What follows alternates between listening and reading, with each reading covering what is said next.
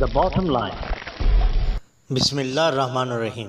ناظرین، آج کی اس ویڈیو میں ہم حضرت عباس علمدار کی شہادت کو مختصراً آپ کے سامنے بیان کریں گے تاکہ ہماری نئی نسل یہ جان سکے کہ واقعہ کربلا اور اس کے شہداء کون تھے اور ان کے ساتھ کیا مظالم کیے گئے۔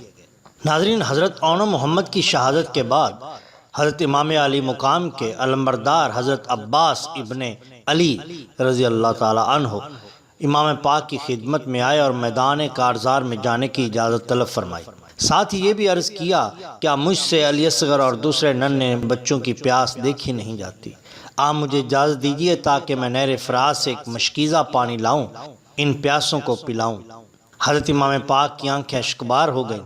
فرمایا، بھائی تم تو میرے علمبردار ہو۔ عرض کیا، میری جان آپ پر قربان، اب مجھ سے ننھے بچوں کی پیاس اور ان کا تڑپنا دیکھا نہیں جاتا، اس لیے آپ اجازت دیجیے تاکہ نہر فرات سے پانی لا کر ان کی پیاس بجھا سکوں۔ جب حضرت عباس علمدار کا اصرار زیادہ بڑھا تو حضرت امام علی مقام نے آپ کو سینے سے لگایا اور اشکبار آنکھوں سے رخصت دے دی۔ حضرت عباس ایک مشکیزہ کاندھے پر لٹکا کر گھوڑے پر سوار ہوئے اور نہر فرات کی طرف روانہ ہوئے۔ یزیدی فوج نے جب حضرت عباس علمدار کو نہر فرات کی طرف آتے دیکھا، 2000 یزیدی لشکریوں نے آپ کا راستہ روک لیا۔ حضرت عباس نے یزیدی فوج سے خطاب فرمایا، اے کوفیو، اللہ تعالیٰ سے ڈرو اور رسول اللہ صلی اللہ علیہ وسلم سے شرماؤ۔ افسوس، صد افسوس کہ تم لوگوں نے بے شمار خطوط اور قاصد بھیج کر نواسہ رسول حضرت امام علی مقام کو بلایا، اور جب وہ آگئے تو ان کے ساتھ تم نے بے وفائی اور دشمنوں سے مل کر ان کے تمام رفقا اور عزیز و اقارب کو شہید کر دیا، اور رسول زادیوں اور ننھے بچوں کو ایک ایک بوند پانی کے لیے ترسایا۔ سوچو اور غور کرو، میدان حشر میں ان کے نانا جان حضور سرور کائنات صلی اللہ علیہ وآلہ وسلم کو کیا منہ دکھاؤ گے؟ کوفیوں نے جواب دیا، اگر تمام روئے زمین پانی ہو جائے تو بھی ہم لوگ تمہیں پانی کا ایک قطرہ نہ لینے دیں گے۔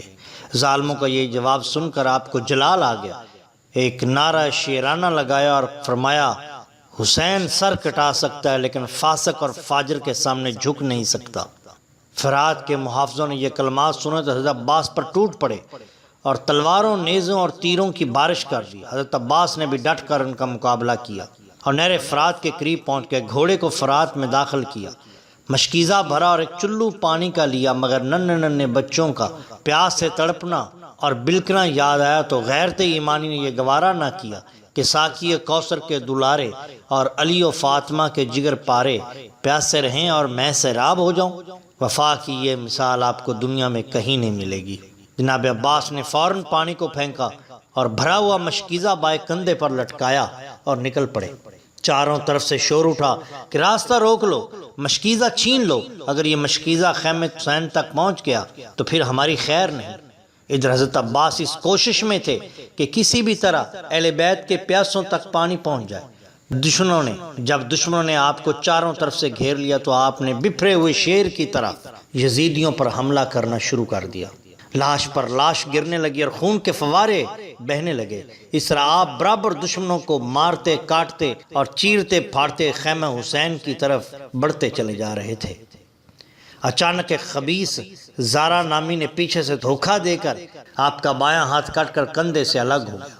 آپ نے فوراً مشکیزے کو اپنے دائیں کندھے پر لٹکایا اور اسی ہاتھ سے تلوار بھی چلاتے رہے۔ پھر اچانک نوفل بن ارزق خبیث نے ایسا وار کیا کہ دانا ہاتھ بھی کندھے سے کٹ کر الگ ہو گیا۔ اب آپ نے مشکیزہ دانتوں سے پکڑ لیا، مگر مشکیزہ کا خیمہ حسینی تک پہنچنا اللہ تعالیٰ کو منظور ہی نہ تھا۔ ایک بدبخت نے تاک کر ایسا تیر مارا کہ مشکیزے کے پار ہو گیا اور سارا پانی بہہ گیا۔ پھر ظالموں نے آپ کو چاروں طرف سے گھیر کر زخموں سے چور چور کر دیا، یہاں تک کہ آپ گھوڑے کی زین سے زمین پر آ گئے اور فرمایا، اے بھائی جان میری خبر کیجیے فرمائیے۔ امام علی مقام دوڑ کر تشریف لائے، دیکھا کہ عباس علمدار خون میں نہائے ہوئے ہیں، عنقریب جام شہادت نوش فرمانے والے۔ شدت غم سے امام کی زبان پر یہ کلمات جاری ہوئے، اب میری کمر ٹوٹ گئی۔ پھر حضرت عباس کی لاش کو آپ اٹھا کر خیمے کی طرف لا رہے تھے، ان کی روح کف سے انصری سے پرواز کر گئی۔ انا للہ و انا الیہ راجعون۔ ناظرین، اگر آپ کو ہماری یہ ویڈیو پسند آئی ہو تو لائک کیجیے اور سبسکرائب کیجیے ہمارے چینل دا باٹم لائن کو۔ اپنے دوستوں کا خیال رکھیے۔ بہت شکریہ۔